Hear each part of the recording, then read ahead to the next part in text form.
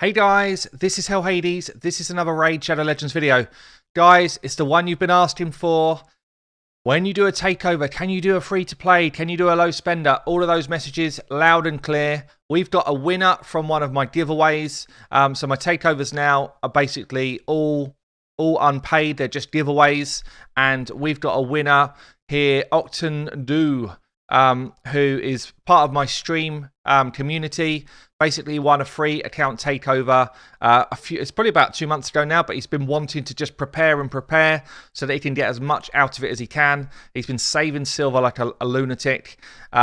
Basically, we've got someone here who is 187 days in and has put a lot of time into the game. Like, it's not like he's free to play but doesn't play a lot. He's played a lot. He's been building up his great haul and done good work there.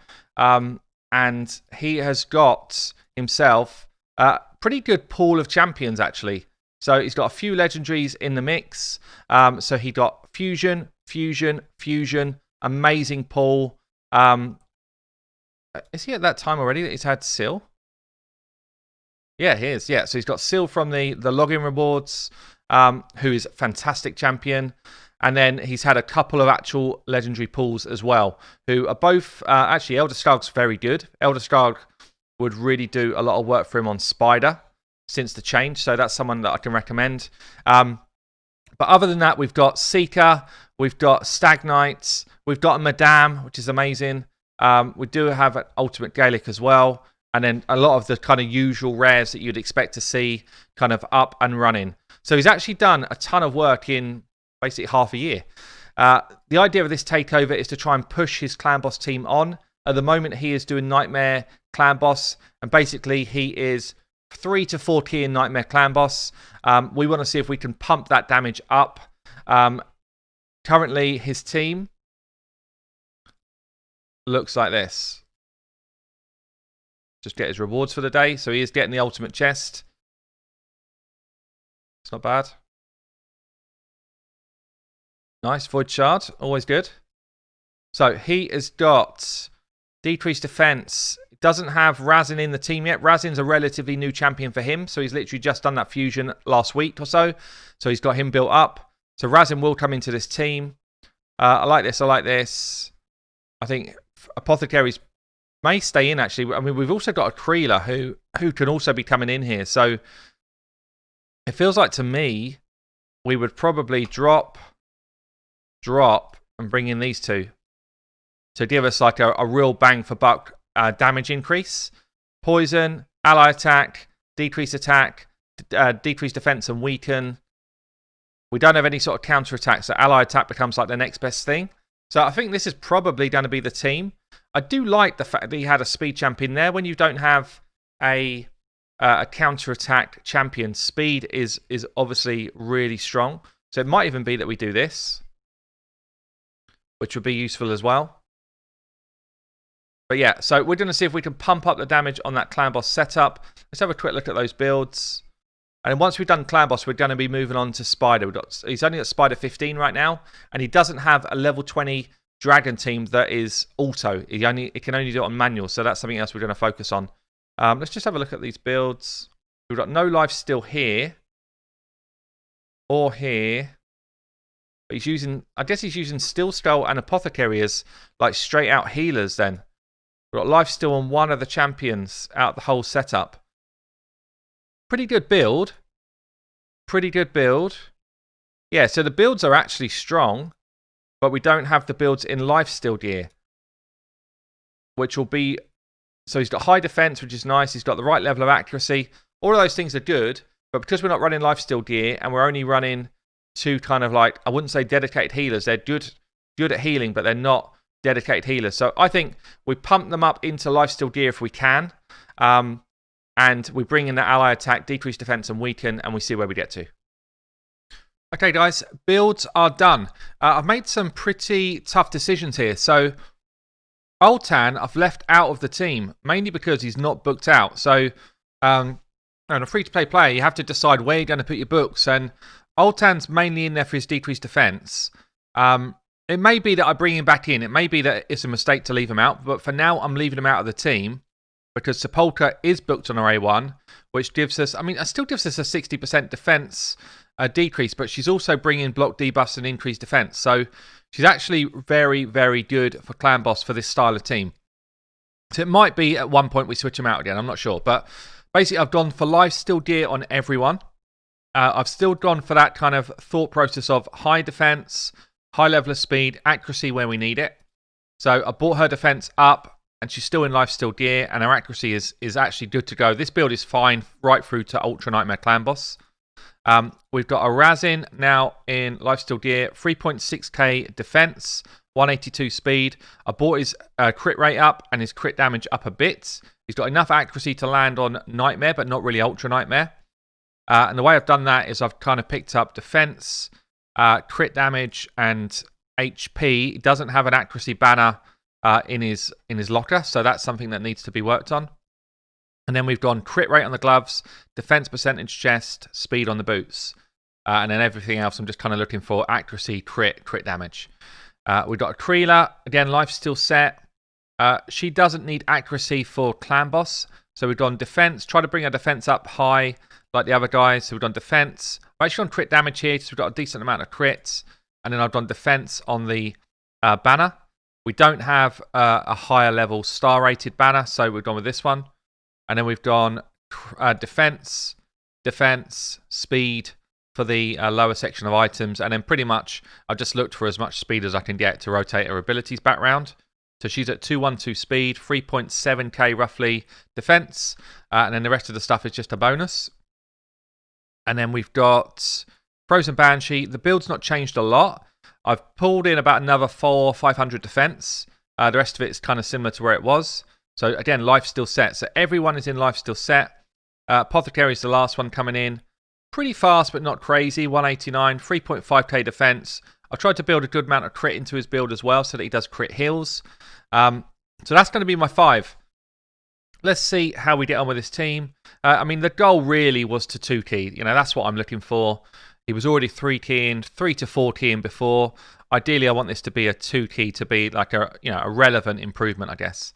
So let's bring in these champs. This is where it's going to roll. Sepulchre, I'm just going to hold off on her block debuffs until we come up to that stun phase. It's not like an officially speed-tuned comp. It's quite hard to do when you've got the type of champs we're running here. So I'm going to go A3 on the Creeler. I love the way this hits as well. It's very cool. Obviously, decrease attack coming out here. Get my speed out straight away. Decrease defense and weaken on. Poison sensitivity up. So like the first phase is all about setup really. And then after that, you're kind of coming in. Ally attack. This is booked, so we do have a booked ally attack, which means that we're always going to get the benefit of that. Again, A1 with the Sepulchre. And again here. And again. And then poison's coming out as well. Pretty much whenever poison sensitivity drops off, if you're manualing, you're going to want to do the speed up. If you're not a manual, it will never do it. So that's just kind of like here on manual, I'd use a speed up. And I'm just going A1 here, A1 again, and then basically I'm going to put up the block debuffs at this phase and hit the auto. So what we should find here is block debuffs is going to be up probably for about 90% of the stun rounds, which is cool. We should have pretty much a full debuff bar near enough all the time with the amount of ally attacks we get and kind of stun chances. If you look at damage per turn, that's kind of what I'm looking at because I don't expect us to last much past turn 25. So I really want to be up to close to 1 million a turn. If I'm hitting 1 million a turn, we should be getting back to that kind of 2-key territory, which is what I'm after.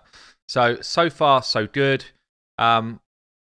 Everyone's got healthy amounts of defense, which should mean that we're always able to last like past turn 20. Turn 20 is when he starts to really ramp up his damage. You see one person just lost the benefit of the block debuffs, and that's obviously where the clan boss is going to target, which is a bit annoying. I probably could use a bigger brain and totally speed tune it so that never happens. My brain is just not big enough. It's like just a bit too small to make sure I always do that. I could fiddle around with the calculator for hours, but it's very... These guys that come up with those type of numbers, literally, like, I don't know where they pluck the numbers from. Fair play to them. It's pretty impressive stuff. I mean, you can see here on this turn, I think we get away with... No, it's actually just Apothecary that's just dropping his block debuff. So maybe I just need to slightly slow him down. But anyway, I'm going to let this run through. I'll show you the result at the end, guys. Okay, guys, here we go. We're up to turn 21. 21 is where this starts to get really scary. The Clan Boss is hitting very hard. We've kept up that decent amount of damage per turn. So we're probably about to start to lose people soon. 20 million in though. So we've hit 2 key. We've hit 2 key, which was ultimate aim. We've gone from like a 4 to 3 to a 2 key. And this looks like, oh man, we start to take whacks, but it looks like this should be a consistent 2 key because we're well over the top. We've got plenty in the bank. And it's not like I've had like the perfect run. We're probably about to lose Frozen Banshee here unless she gets a nice hit off. I know, because the stun didn't go her way. That's cool. So yeah, all in all, really pleased with that. Really pleased with that. So kind of shows, people say, you know, it's almost impossible to 2-key Nightmare if you don't have a counter-attacker. Well, I tell you what, Ally Attack will do the same. I'm just going to interject here because I think she's about to do block debuffs and I want her to do decrease attack. So that would have been a wipe right there. And that's, I guess that's one of the things with having, you know, the Ultan in as well. It just gives you that backup of additional decrease attacks. But we're well over the mark, 24 million. I'd actually be interested to try this team on Ultra Nightmare as well. But my Razin just doesn't have enough defense. Not enough defense. He doesn't have enough accuracy to do it. Maybe if he had a banner, then he would definitely be able to do it. So really good split of damage here as well. 3.7, 3, 9.2, 3.5, 5.3. I tell you what, because that's so far over the mark, I'm going to try Ultra Nightmare. I'm going to put Frozen Banshee in as the lead so we get another like 35 accuracy. It might just give us enough. I think we're going to fall short of, you know, like a solid Ultra Nightmare run. But considering we were so far over the mark, I'm going to let that go in as well. And yeah, we'll see how we get on. So yeah, so we're going up to turn 20, which is quite good. The fact that we're last into turn 20 is not a bad thing. But quite frankly, 10.2 million, we're not going to do a whole lot more than that. We got decreased attack resisted a couple of times. You just can't afford to. You can't afford to get decreased attack resisted at this level. And we're basically getting slam dunked. So it's going to do what? Just around 11 million, just beneath 11 million, which, you know, we're talking 6 or 7 keys. So we're not ready for it. We're not ready for it. And really, those without counter-attack struggle. Like, unless you've got a counter-attack champion, it's a massive struggle to do Ultra Nightmare unless you're using unkillable teams. But still, Nightmare, done and dusted. Let's get on with trying to make sure we get some auto comps running on Dragon and then move the Spider on. Okay then, for Dragon, what am I going to do? And we've just built a Creeler. It'd be a shame not to use her, so she's probably coming in. We've got Madame already built with a good kit for dropping defense, so she's probably going to be coming in. Stag Knight's also a good drop defense champ, but not as good just because of affinity for Dragon. We've got an Apothecary we've already built. I've just put some gear on Seal. I put her in a stun set. She's kind of slow, but she's really just there to run interference. I could take her out of the stun set and just put her in speed gear, which would equally be very strong. We've got a Cantra already kind of built up as well. So I feel like we should have... This is the team that he's been running so far. The trouble with the team he's been running so far, the reason why he's struggling to do it on auto, is because he's just got too much like single target damage.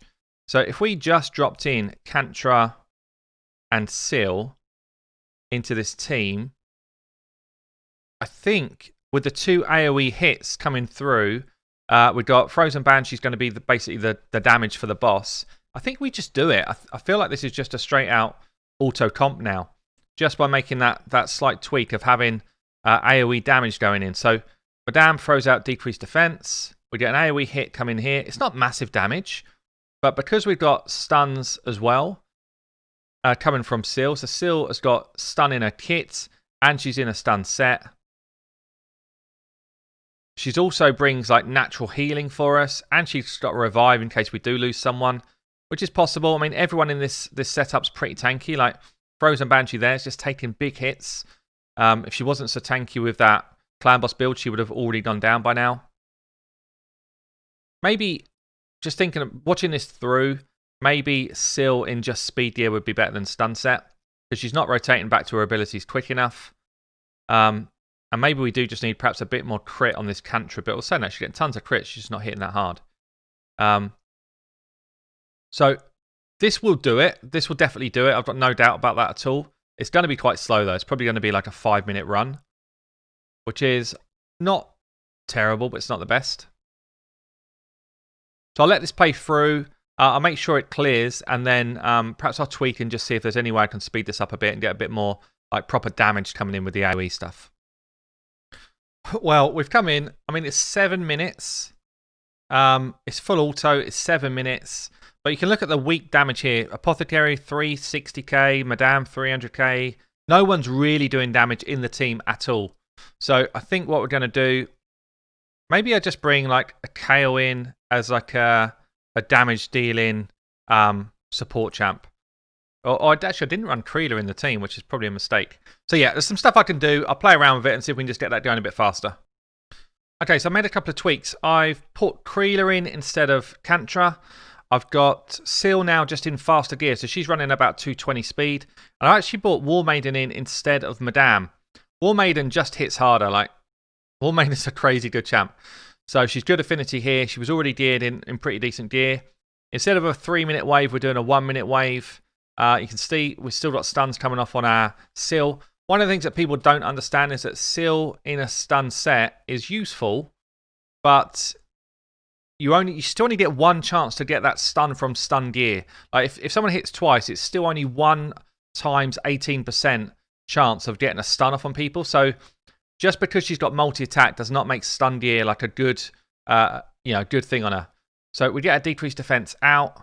Kreela does work. Kreela just does a ton of damage. Syl anyway is kind of just piling out a ton of damage, or a decent amount of damage. I increased her crit rate with that change as well. Plus she like naturally just gives us heals.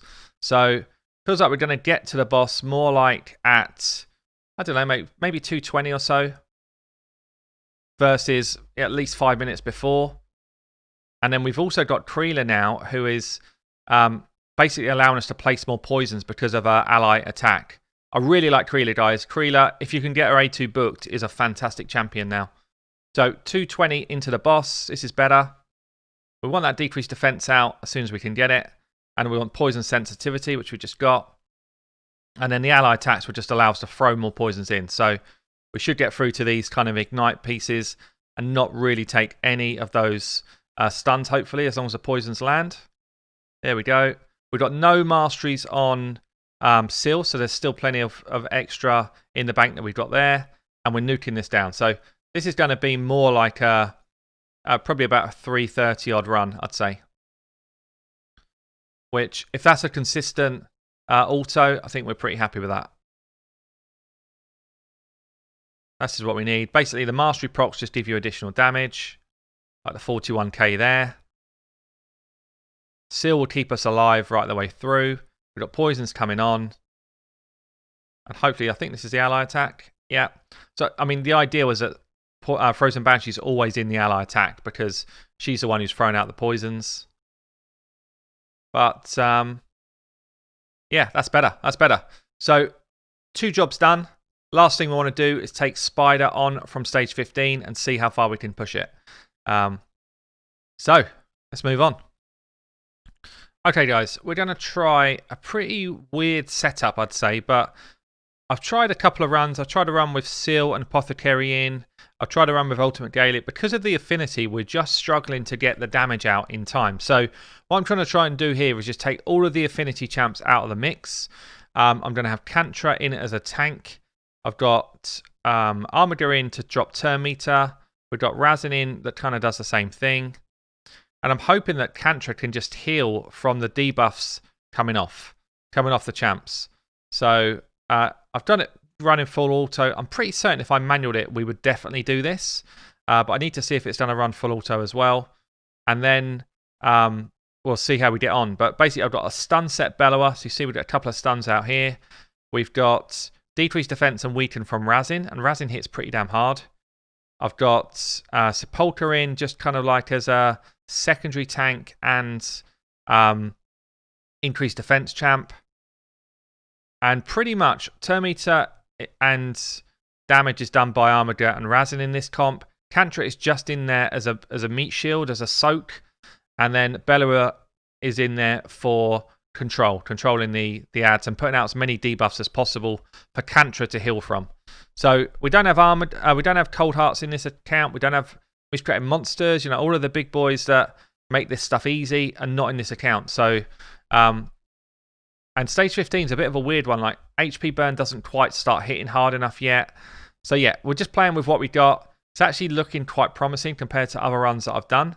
So fingers crossed this works. I'll show you at the end. And then, yeah, hopefully once we get over the hump of the Force Affinity, we'll be able to bring back in those Magic Affinity champs that make this stuff easier and probably kind of move on a few levels. But this level is proving pretty tough. So, I mean, it looks like we're going to just about get away with this, which I'm so pleased about because this has been a really, really tough ask. Getting past stage 15, I've never had so much trouble getting past to stage 15 before. And I've tried maybe about like 8 different combos here to try and make something work. So, really pleased about it. There we go. There we go. So we're past it, past the tough stage. And now we come into stages where, you know, Magic Affinity starts to become strong again. You know, and your people like your Apothecary come back in. People like your Seal come back in. And, you know, you end up having someone like your Razin as the tank, or maybe we could keep Cantrip in there as a tank, actually. But, you know, you end up having someone coming in as a tank, and we end up getting a lot more damage away quickly. So almost like you swap the whole team up. Maybe, you know, you could do something like this even, and have Armager as the tank, and have HP burn come in. And all of a sudden, you know, we're past the stage that we couldn't beat. And hopefully this team could just kind of cruise us through to maybe stage 17 with an HP burn going on there as well. So we still get dropped turn meter. We've got a couple of champs that can heal. Maybe we do too much damage still for an HP burn. I'm not sure. Get a few out there. HP burn. Look how much quicker damage goes off when HP burn's in the mix. Silly thing about Creeler is she ally attacks any old random champ. It's such a dumb part of a kit for me. Everything else about a kit I absolutely love, apart from that. But you can see how much damage the HP burns do when it ticks on. And we're keeping turn meter down quite nicely. So this is just whether we get enough HP burns out and don't kill the spiderlings really too fast. But so far so good. Armager makes a reasonable tank. Especially when you've got the sort of shields and stuff we've got coming on here from Creeler and, you know, these other guys. So he's done a drop.